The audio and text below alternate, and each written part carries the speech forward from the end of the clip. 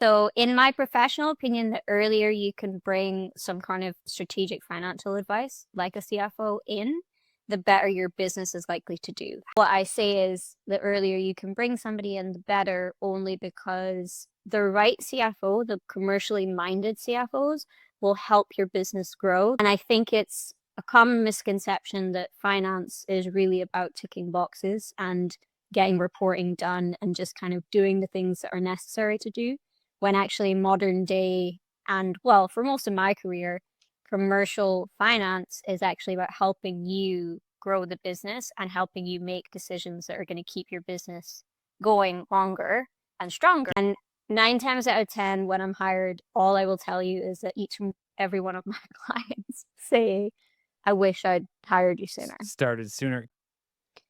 So I would say overall, when a CFO comes in, they help you identify the numbers that you can look at in your business that will evaluate whether or not you're doing well or in comparison to the market. Because a CFO, especially a fractional CFO, will have an array of knowledge based on either the industry or just generally how businesses look, they know what metrics look good and what metrics look not so great, where you might not, because it might be the only business that you've ran, or you just don't have any peers in that industry to be comparing, or you're not even looking at the numbers that you know you need to look at.